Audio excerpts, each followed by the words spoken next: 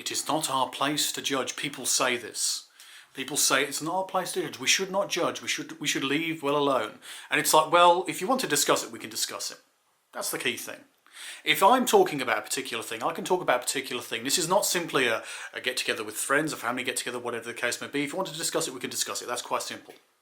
If you don't want to discuss something, I won't bring it up. If you bring it up, I might simply, respond. And if you see that as persecution, well, that means you've got a persecution complex, I think.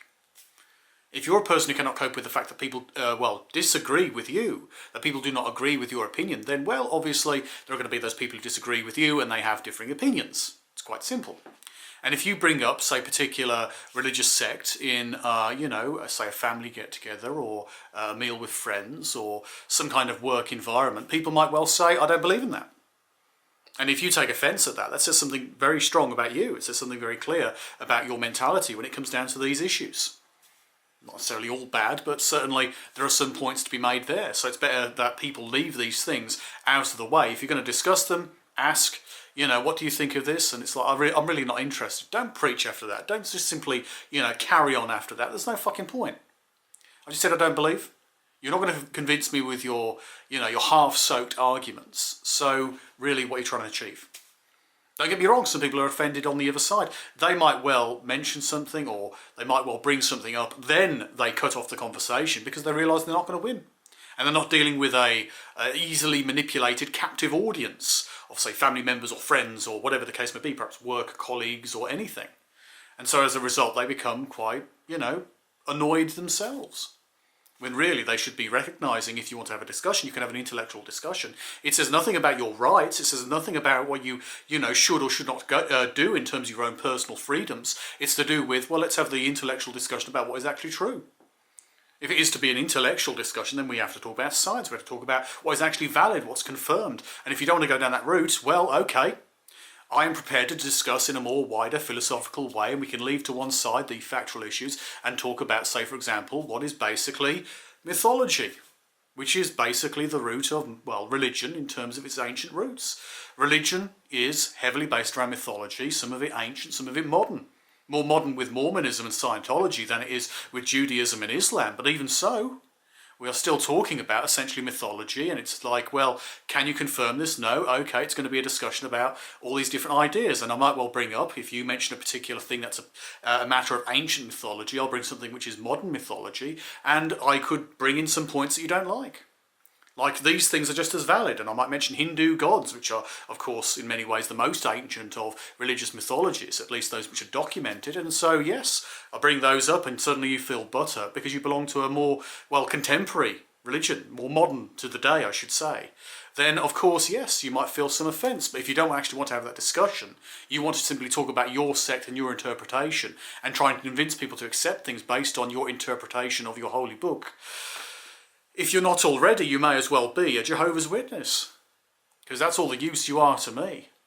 A person going, well, this is our interpretation. If you read this, and we're gonna tell you what parts to read in this booklet, and we're going to tell you which Bible verses support it, and we're going to try and convince you of this, and it's like, well, what have you done beyond your belief?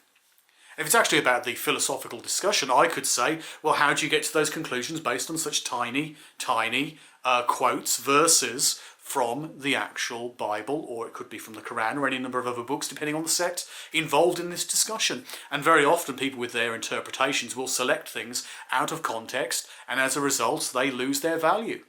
And as a result, I see no reason to follow. But if you don't want to have that discussion, and that discussion is in context, if you stick to, say, the New World Translation of the Bible, and you basically stick to the Watchtower magazine and go, how'd you get to those conclusions? It does not say that here. Well, if you look at it in a certain way, no, that's bullshit. That's the thing. If you're interpreting things in that way, what real ability do you actually have to say that you base your views on this particular piece of literature?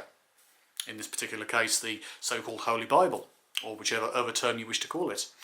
Well, yes. In the end, you must admit that you're making an error in that regard, and there are many other ways of interpreting the same thing, and it's not my job to create a new version of the Bible, although the New World Translation that Jehovah's Witnesses actually have is in fact a different translation to other versions. But in any case, it's not my duty then to rewrite the Watchtower in order to say it says something completely different.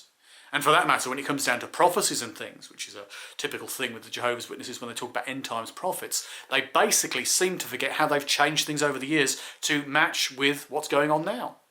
And in terms of biblical prophecy and indeed Quranic prophecy and other prophecies of other religions all over the world, they change things as things change. We're in the tribulation. Okay, so it's going to be 7 years. Right, 7 years goes by. Okay, the tribulation might not literally be 7 years. Okay, 70 years later, it's like, well, what's going to happen? And it carries on for now over a century of the Jehovah's Witnesses saying that the end is nigh, that Satan's come to earth and the end is going to be, coming along, Jesus is going to be back and you're going to go to heaven, and it's bullshit.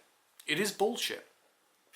But you try and tell people that, even within the realm of their own belief, and they're unwilling to accept it. You don't need to go to where the Bible is wrong and inaccurate according to history. You don't need to go to what science says or anything like that. You can do it within the realm of their own, book and their own interpretations, and point out how they're reaching in terms of their conclusions. That's when they're just simply making things up. Yes, so you should not spill blood. Right, so no blood transfusions. How do those connect? It's foolish. Foolish ideas projected very often by religious zealots. And now these people who come knocking door to door, religious fanatics such as Jehovah's Witnesses, although they're not doing it at the moment because of COVID, or at least I hope they aren't, then yes, these people are simply accepting propaganda and they know no better. They don't know how foolish they're being, and as a result, I can't really hate them because they're being foolish. So if you sympathise with these people and what they accept and what they believe as being true, you've got to pity them in a way. And if they're being so stupid, how can you hate them? You recognise them for what they are, being gullible. Perhaps they're very intelligent people in other regards in their life. They could be a doctor, they could be a lawyer, they could be a person working in an office, and they could be a very competent person. They also happen to be a person who believes in a very stupid view of the world.